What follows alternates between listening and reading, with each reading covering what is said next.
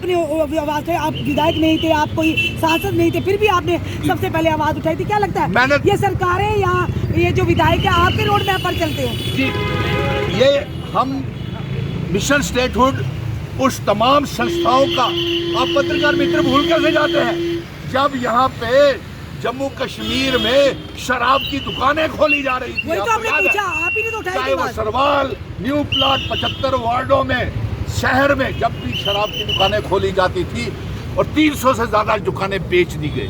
सरकार क्या खुद अवाम को, नौजवानों को बर्बाद करना चाहती है? 300 से ज्यादा शराब की दुकानें खोल दी एलजी साहब ने।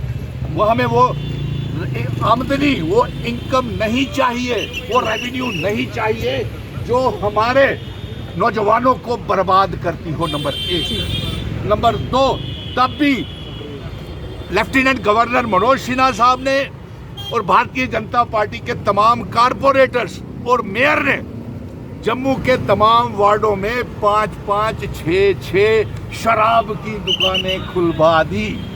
और आज 28 एमएलए बीजेपी को हम कहते हैं कि मंदिरों के शहर जम्मू, कटरा, कश्मीर, यानी कि पूरे जम्मू कश्मीर में शराब की बिक्री पर रोक लगाई जाए और जो ban liquor sale in Jammu and Kashmir. So इसलिए भारतीय जनता पार्टी ने पिछले 10 सालों में यहाँ पे, हमारे यहाँ क्राइम बढ़ रहा है, क्रिमिनल एक्टिविटीज हो रही हैं, बच्चे बेरोजगार हैं, रोजगार नहीं किसी को मिल रहा, और शराब जो है, नशाबंदी जो है, ये हमारे नौजवानों को बर्बाद कर रही है। हमारे कई परिवार जो लोग हैं भुखमरी के शिकार हो गए, गरीब लोगों के घरों में बच्चे पालने के लिए 2 वक्त का खाना नहीं, और साथ में परिवार पालने के लिए स्कूलों की फीसें देने के लिए पैसा नहीं। और अफसोस इस बात का है कि कई माताएं, बहनें, परिवार के लोग हमारे पास आते हैं कि जनाब हमारे घर वाले, हमारे भाई, हमारे सारे परिवार वाले शराबी बना दिए हैं इस सरकार ने, और वो हमें मारते हैं, पीटते हैं, परिवार चलाते नहीं, खाना नहीं देते, बच्चों को रोजगार नहीं है। तो इसलिए आज हमने ये मांग की है।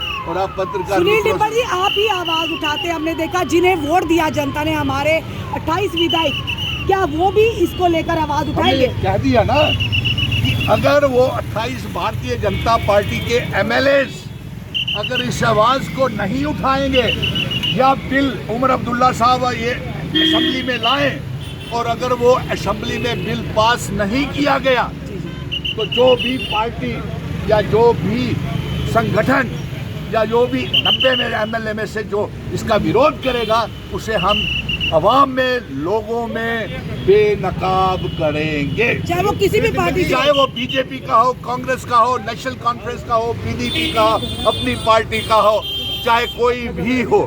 सो इसलिए असेंबली शुरू हुआ पहली बार, अरे हमने तो आज ये कह दिया है कि हमारे होम मिनिस्टर साहब जो आप ये मीटिंग ले रहे हैं, इसमें रियासत के दर्जे का आप जिक्र करें, स्पेशल स्टेटस की बात करें, टाइम लाइन बताएं कि हमारी रियासत का दर्जा कब हमको वापस किया जाएगा, ये बताएं। ये हाई लेवल मीटिंग आज हो रही है होम मिनिस्टर साहब ने, और पत्रकारों ने ये सवाल उठाया है, और आप लोगों ने ही एक गलत, हम तो कब से कह रहे थे कि केंद्र की, मरकज की और जम्मू कश्मीर की सरकार को मिल करके चलना चाहिए, क्योंकि दोहरा पावर सिस्टम जो है ये जम्मू कश्मीर के लोगों के लिए, अवाम को कुछ हासिल नहीं हो रहा है। जी, गलत याद काम ही नहीं हो रहे, हमारे बच्चों के रोजगार के मसले हल नहीं हो रहे, बेरोजगारी बढ़ रही है, दरबार मूव शुरू नहीं हो रहा, पावर। और अगर शराब की बजाय अगर आप 200 यूनिट बिजली फ्री, 12 गैस के सिलेंडर, डबल राशन और तमाम नौजवानों को रोजगारी देंगे, हम ये चाहते हैं। क्या आने वाले समय में इसी तरह प्रदर्शन जारी रहेंगे?